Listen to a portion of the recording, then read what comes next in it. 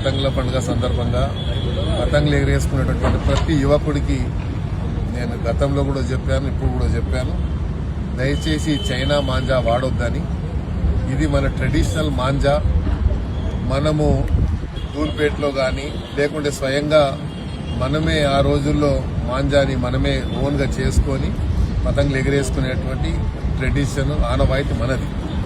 దురదృష్టం ఏంటంటే చైనా నుంచి వచ్చేటువంటి మాంజా వల్ల ఎంతో మందికి రోడ్డు మీద స్కూటర్ మీద ఎంతో బిజీలు వెళ్ళిపోతుంటే ఆ పతంగు తెగిపోయినటువంటి ఆ దారం గొంతు కట్టుకుంటే గొంతు చాలా సాఫీగా కట్ అయిపోతుంది.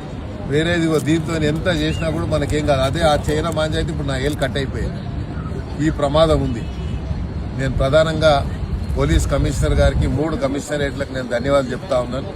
పెద్ద ఎత్తున వాళ్ళు ఎక్కడెక్కడైతే ఇట్లా చైనా మాంజా అమ్ముతున్నారో ఒక టాస్క్ ఫోర్స్ టీంని పెట్టి మరి పతంగులు ఎగరేసే వాళ్ళని అమ్మే వాళ్ళని కూడా వాళ్ళు పట్టుకోవడం అనేది ఒక అవేర్నెస్ వస్తుంది. ప్రధానంగా పతంగులు ఎగరేయాలని అందరికీ ఆశ ఉంటుంది, కానీ ఎగిరేసే పతంగం వల్ల చైనా మాంజా వాడడం వల్ల ఎంత ప్రమాదకరంగా ఉందనేది మనం అర్థం చేసుకోవాలి.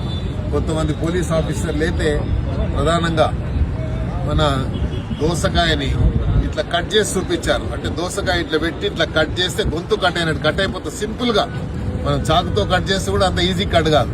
అంటే అంత ప్రమాదకరమైనటువంటి ఆ చైనా మాంజాని చెప్పడానికి పోలీస్ వాళ్ళు ఏదైతే అవేర్నెస్ తీసుకొస్తున్నారో నేను వారికి ధన్యవాదాలు తెలియజేస్తూ, నేను కూడా అందుకే ముందే చెప్పడం జరిగింది. ఇప్పటికే మా దగ్గర చాలా మంది వచ్చారు, చాలా మంది మీద మేము ఇచ్చేసాం, వాళ్ళ మీద పట్టించాము ఇండైరెక్ట్ గా. తర్వాత వాళ్ళకి ఇవ్వాల్సిన ప్రైజ్ కూడా మేము ఇచ్చాము సైలెంట్ గా. ఇంకా ఇప్పటికైనా రేపు ఎల్లుండి ఇంకా ప్రమాదంగా ఉంటుంది కాబట్టి అందరు కూడా దయచేసి ఎక్కడన్నా ఉన్నా కూడా ఇక్కడ ఇదే ఐమాక్స్ థియేటర్ పక్కన ఈ సెలబ్రేషన్ మేము జరుపుకుంటున్నాం పెద్ద ఎత్తున. మరి హైదరాబాద్ లో ఈ ముగ్గుల పోటీకి అందరినీ ఆహ్వానించడం జరిగింది, మా నియోజకవర్గంలో ఉన్నటువంటి అందరినీ కూడా.